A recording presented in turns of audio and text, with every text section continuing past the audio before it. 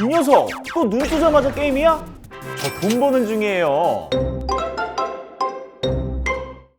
요즘 가장 큰 덕담은 적게 일하고 많이 버세요 아닐까요? 앞으로는 그걸 넘어 놀면서 돈을 벌 수도 있다고 합니다. 초월이라는 뜻의 메타와 세상이라는 뜻의 유니버스의 합성어, 현실을 뛰어넘는 새로운 세상을 뜻하는 메타버스 덕분이라는데요. 사실 1999 세기말에 이미 있었어요.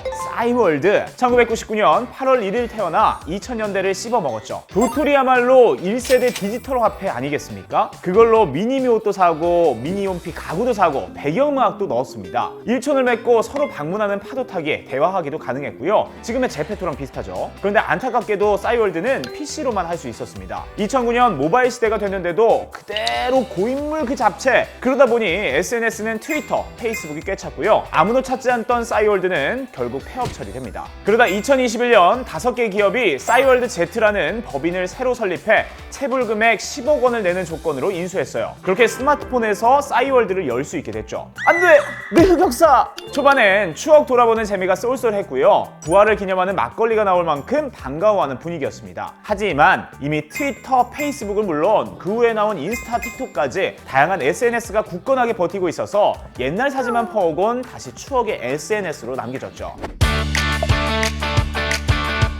메타버스가 처음 소개된 것은 1992년 미국 소설가 닐 스티븐슨의 SF 소설 스노우크래시입니다. 미국인 아버지와 한국인 어머니 사이에서 태어난 히로 프로타고니스트가 주인공인데요. 현실에서는 마피아에게 빚진 돈을 갚기 위해 피자를 배달하는 소시민이에요. 하지만 메타버스에서는 완전히 다른 캐릭터입니다. 엄청난 검객이자 해커죠. 지금 쓰는 단어가 다 여기서 시작됐어요. 아바타라는 가상의 신체를 빌려야 가상세계인 메타버스에 들어갈 수 있습니다. 신종 마약 스노크래시가 아바타의 현실세계 사용자의 뇌를 망가뜨린다는 사실을 깨닫고 배우를 찾아 나서는 내용이에요. 메타버스는 고글과 이어폰을 이용해 접근할 수 있고 경제적, 사회적 활동이 가능한 가상세계로 묘사됩니다. 지금 우리가 가는 방향과 소름 돋게 비슷하죠. 하지만 당시엔 너무 생소해 인기를 못 끌었대요. 한참 지난 2018년 메타버스를 정말 잘 표현한 영화가 나옵니다. 스티븐 스필버그 감독의 영화 레디 플레이어 원. 전체적인 내용은 가상현실 게임에서 개발자가 숨겨둔 이스트에그라는 퀘스트를 풀어가는 내용입니다. 회사 주식을 몽땅 주기로 했거든요. VR 헤드셋을 사용하면 현실과 같은 가상세계가 펼쳐집니다. 발 아래에는 우리가 러닝머신이라 부르는 트레드밀이 있어 여러 방향으로 움직일 수 있어요. 전신 타이즈 같은 슈트도 있는데요. 그럼 게임 속 촉감까지 그대로 느낄 수 있습니다. 시각, 청각, 촉각 모두가 전달되는 거죠. 현실 속 주인공은 빈민촌 트레일러에 살아요. 하지만 가상세계에선 화려하게 살죠. 그 안에서 직장을 다니면서 번 돈으로 쇼핑을 하고 아바타를 꾸밀 수도 있어요. 사람들이 현실보다 가상세계에서 더 오래 시간을 보내기에 광고도 이 안에서 더 열심히죠. 점점 더 빠르게 발전하는 메타버스 시장. 메타버스 서비스가 본격적으로 나온 건 2003년입니다. 미국 게임 회사 린든랩이 VR을 기반으로 한 세컨드 라이프를 내놨죠. 이름 그대로 두 번째 인생을 사이버 세상에서 살아가는 건데요. 메타버스를 최초로 구현한 게임이라 할 수 있습니다. 여기서 만드는 아바타는 인간은 물론 동물, 식물, 외계 생명체 다 가능해요. 게임 속에서 채팅을 할 수 있고 우주부터 지옥까지 어디든 여행할 수 있습니다. 하지만 뭐니 해도 이 게임이 뜬 가장 큰 이유는 돈이 됐기 때문. 세컨드 라이프 안에서 쓰는 돈은 린든 달러인데요. 이걸로 땅을 살 수 있고 임대를 하거나 건물을 지어서 더 큰 수익을 만들 수도 있습니다. 게다가 린덱스라는 거래소에서 실제 달러로 환전도 가능했어요. 실제 달러 역시 린든 달러로 바꿀 수 있고요. 2006년 한 해 거래 규모만 8,800만 달러일 만큼 핫했습니다. 현실에선 백수지만 세컨드 라이프 안에서는 취업이 가능한 거죠. 실제로 월 5,000달러, 우리 돈으로 700만 원 이상을 번 사람들도 나타났대요. 이쯤 되면 당연히 써야죠. 삼성전자, 도요타, 소니, IBM 등 다양한 회사들이 세컨드 라이프 안에서 주문을 받아 현실 세계에서 직접 배달해주기도 했습니다. 그런데 우리는 왜 이 게임을 잘 몰랐을까요? 2007년부터 국내 서비스가 시작됐지만 게임을 포함 여부, 현금 거래 규제 논란이 컸어요. 결국 2009년 국내 서비스를 종료했습니다. 게다가 철저히 미국에 맞춰 만들다 보니 영어를 엄청 잘하지 않으면 소외될 수밖에 없었어요. 하지만 영어권에서도 이용자가 뚝뚝 떨어져 나갔습니다. 왜냐? 뭘 체계적으로 알려주질 않아요. 뭘 해야 할지 목표나 미션도 없어요. 그리고 깨알같이 작은 메뉴 타이틀과 조작하기 어려운 키보드까지 이 상태로 1000만이 넘는 사용자까지 갔다는 게 기적일 정도입니다. 결정적으로 모든 걸 스마트폰으로 하기 시작했는데 이건 컴퓨터로만 할 수 있었습니다. 그렇게 세컨드 라이프에서 대화를 하던 사람들이 페이스북, 트위터로 갈아탔죠. 그래도 여기서 얻은 경험, 노하우, 시행착오는 앞으로의 게임 발전에 큰 영향을 줍니다. 수익화, 접속 이유, 연결 이 세 가지가 있어야 성공할 수 있음을 알게 됐죠. 지금 게임 업계에서 가장 핫한 단어는 P2E입니다. Play to Earn의 줄임말인데요. 게임을 하면서 돈을 번다라는 겁니다. 꿈 같은 얘기죠? 이게 어떻게 가능하냐면 바로 NFT.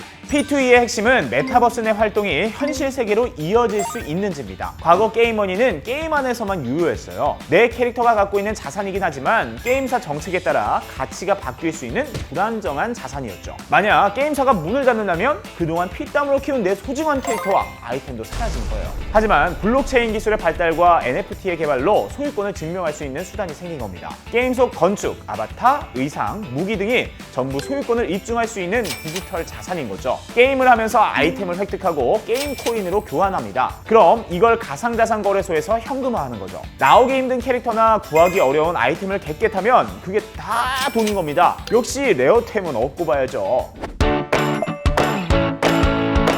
P2E 게임의 시초로는 가상고양이 육성 게임 크립토키티를 꼽습니다. 2017년 스타트업 데퍼랩스가 개발한 이더리움 기반 게임이에요. 다양한 가상고양이를 수집하고 교배를 해서 희귀한 고양이를 만들어내는 게 방법입니다. 그 고양이는 일련 번호가 부여된 암호화폐죠. 2017년 말 드래곤이라는 이름의 고양이가 600 이더리움, 우리 돈으로 약 1억 2천만 원 암호화폐로 거래됐어요. 살아있는 고양이를 포함해 세상에서 가장 비싼 고양이죠. 암호화폐가 송금 수단을 넘어 디지털 자산으로 활용될 수 있다는 점을 보여준 NFT의 첫 성공 사례였습니다. 다음에 2018년 베트남 게임사 스카이 마비스는 엑시 인피니티라는 게임을 내놓았어요. 포켓몬고처럼 캐릭터 엑시를 키우는 게임이죠. 성장한 엑시끼리 교배를 하면 새로운 종이 태어나기도 하고 훈련, 진화시켜 싸우는 게임입니다. 캐릭터 하나하나가 NFT로 발행되어 희소성 있는 엑시는 비싸게 팔 수 있죠. 현재 필리핀, 인도네시아, 미국, 베네수엘라, 브라질 순으로 이용자가 많은데요. 특히 필리핀은 코로나로 관광객이 뚝 끊기자 이 게임이 생기가 됐다고 합니다.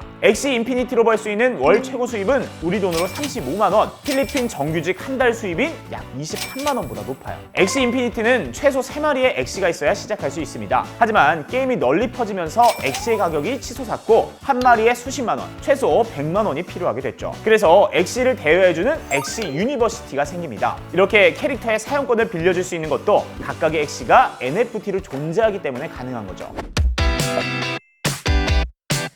게임하면서 돈도 벌 수 있다니 유저들은 한껏 들떴습니다. 하지만 참을기어는 말씀드릴게요. 게임산업진흥에 관한 법률 제32조 1항 7조 게임에서 획득한 유무형의 재화 환전을 금지한다. 그래서 메이플스토리 N을 발표한 넥슨은 물론 위메이드, 컴투스 그룹 P2E 버전은 모두 해외에서만 출시해요. 때문에 희한한 일도 벌어졌습니다. 올해 초 모집한 한국콘텐츠진흥원 주관 2022년 신성장 게임 콘텐츠 제작 지원 사업에 P2E 개발사 링게임즈의 스텔라 판타지가 선정돼 5억 원을 지원받아 개발을 이어가고 있지만 국내에서는 불법이니 출시할 수가 없죠. 우리 아까운 세금으로 만들곤 남 좋은 일만 시키는 거예요. 2004년 대한민국을 흔든 바다 이야기가 시작인데요. 기억나시나요? 한때 뉴스 단골 소재였습니다. 게임기에 돈을 넣고 버튼을 눌러서 화면에 나오는 세 줄의 그림이 맞으면 돈을 벌 수 있는 슬롯머신으로 고래가 나오면 제 탓인 거죠. 사실 우리나라에서 슬롯머신은 도박으로 쳐서 내국인은 강원랜드에서만 할 수 있어요. 그런데 바다 이야기는 어떻게 여기저기서 버젓이 영업을 했을까요? 슬쩍 바꿔서 보상을 현금이 아니라 상품권으로 줬습니다. 이렇게 돈으로 돈을 버는 게임은 중독성이 강해요. 사람들은 빚을 져가며 게임에 빠졌고 목숨을 끊기도 했죠. 국가적으로 단속에 나섰고 상품권을 압수했는데 그 금액만 9조 원이었대요. 이후 게임물관리위원회가 만들어졌고 2007년 1월 사행성 게임은 게임에서 제외되고 등급을 보류하거나 취소해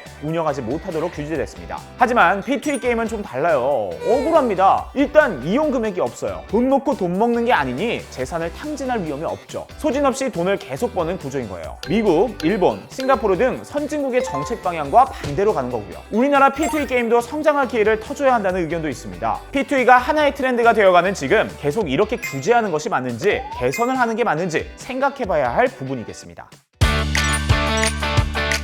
P2E 게임, 메타버스, NFT 키워드는 게임업계의 최대 관심사입니다. 누구에게도 완전히 점령되지 않았기에 누구에게나 기회가 열려 있는 거죠. 현실에서 불가능한 일을 메타버스 안에서 하고 거기서 벌어들이는 수입이 실제 돈이 된다니, 와, 정말 꿈에서나 일어나던 일이 코앞에 다가온 겁니다. 같이 가시겠어요? 여기 남으시겠어요? 그렇죠. 어서 가자고요. 속도가 상당히 빠르니 안전벨트 단단히 매고 미래로 출발! 지금까지 P2E 이게 뭐니였습니다.